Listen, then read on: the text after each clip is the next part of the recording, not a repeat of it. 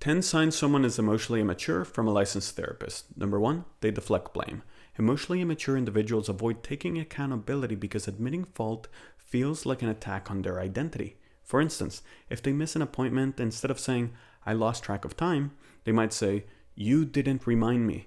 Or if they fail a project, they might insist the instructions weren't clear enough. This constant deflection creates friction in relationships because the people around them feel unfairly burdened by the blame. Over time, this pattern damages trust and makes it hard for others to rely on them. Deflecting blame is a quick way to avoid discomfort, but it prevents personal growth and leaves people feeling resentful. Number 2, they never apologize. Apologizing requires vulnerability and emotional maturity, which is why emotionally immature individuals avoid it. Even in situations where the mistake is obvious, like hurting someone's feelings or breaking a promise, they'll twist the narrative. For example, they might say, I don't see why this is such a big deal, or if you didn't overreact, this would have not been a problem. This refusal to apologize often leaves loved ones feeling invalidated and disconnected. Imagine trying to move forward in a relationship where someone can never admit that they're wrong. It creates a wall that becomes harder to break down over time. Number 3, they guilt trip. Guilt tripping is a subtle but powerful form of manipulation.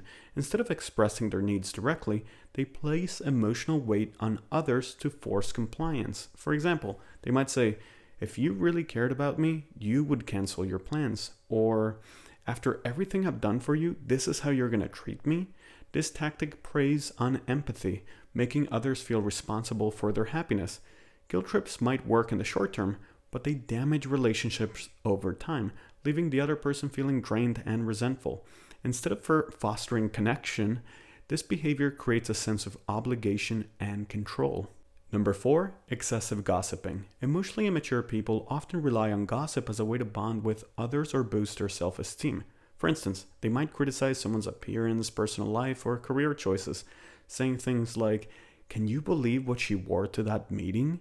Gossiping might give them a temporary sense of superiority, but it ultimately damages trust.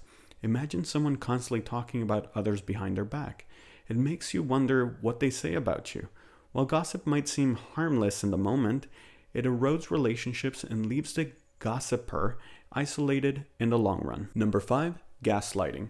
Gaslighting is a deeply harmful behavior where someone manipulates another person into doubting their reality. For instance, they might say, you're imagining things, or I never said that, even when the other person knows they did. This tactic that allows them to escape accountability while maintaining control. Gaslighting isn't just emotionally immature, it's abusive.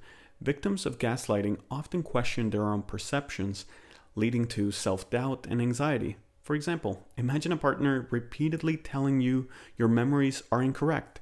It leaves you feeling ungrounded and unsure of yourself. Number 6, name calling. When faced with conflict, emotionally immature individuals often resort to name calling instead of addressing the issue constructively.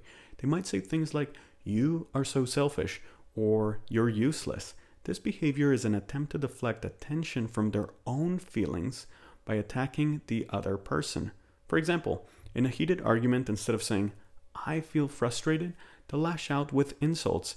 Name-calling shuts down meaningful conversations and leaves the other person feeling hurt and undervalued. Number 7, silent treatment. The silent treatment is not about needing space to process emotions or setting boundaries with toxic people. It's about punishment. For example, if their partner disagrees with them, they might refuse to speak to them for days, hoping to make them feel guilty enough to comply. This behavior creates a toxic dynamic where the other person is left feeling anxious and desperate for reconciliation. Imagine being ignored over a minor disagreement. It's exhausting and emotionally damaging. The silent treatment is a way to control others without directly addressing the conflict. Number 8, defensiveness. Emotionally immature individuals have a hard time accepting feedback, even when it's given with good intentions. They might immediately respond with, you're always attacking me, or I don't need your advice. Defensiveness often sounds like, well, it's not my fault, or you're just overreacting. This behavior blocks productive conversations and makes it hard to resolve conflicts. Imagine trying to offer constructive feedback to someone who immediately shuts you down. It's frustrating and makes collaboration nearly impossible. Number 9, passive aggressiveness. Passive aggressive behavior allows emotionally immature people to express frustration without taking responsibility. For example, instead of saying, "I felt hurt when you didn't invite me," they might say, "Must be nice to get invited to things." Or they might roll their eyes during a conversation to signal disapproval without explaining why. Passive aggressive behavior creates confusion and tension because the real issue is never addressed directly. This approach avoids confrontation but leaves conflicts unresolved, often leading to greater resentment. Number 10, rationalization. Rationalization is how emotionally immature individuals justify their behavior to avoid accountability.